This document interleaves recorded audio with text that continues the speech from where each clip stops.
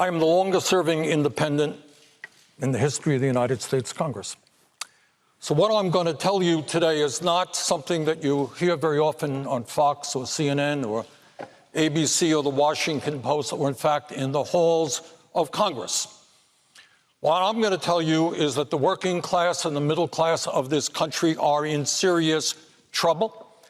We are moving toward an oligarchic form of society where a small number of billionaires not only have extraordinary wealth, they have extraordinary political power. We are living at a time when half of our people are living paycheck to paycheck in the wealthiest country on earth, when 70 million Americans have no health insurance or are underinsured, when we have a starvation minimum wage at the federal level of $7.25 an hour, where half of the elderly workers, older workers in this country, have nothing in the bank as they fear retirement. What I believe is that now is the time not to defend the establishment, which is doing phenomenally well. When you have two people on top in America who own more wealth than the bottom 40%, two people, top 1% owns more wealth than the bottom 92%. CEOs of major corporations today are making 350 times more than their workers, and we have more income and wealth inequality than any time in American history.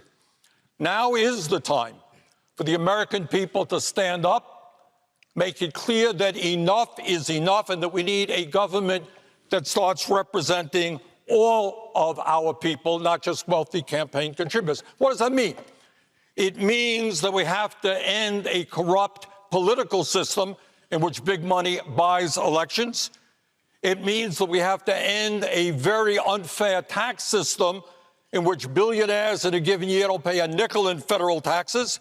It means we have to raise the federal minimum wage to at least $15 an hour.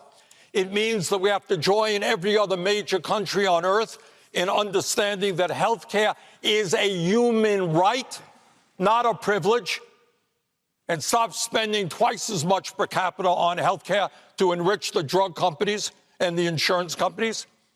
It means that Medicare is going to have to negotiate prescription drug prices so that we can lower the cost of prescription drugs by 50%.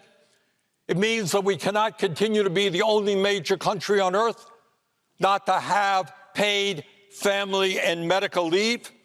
It means that we have to restore the $300 tax credit so that we are not continuing to be a nation which has one of the highest rates of childhood poverty in the United States. It means that we have to expand Medicare to cover dental care, hearing aids, and eyeglasses so that elderly people in this country can live out their remaining years in dignity. And it means, among other things, that we cannot continue to ignore climate change, which is an existential threat to this planet.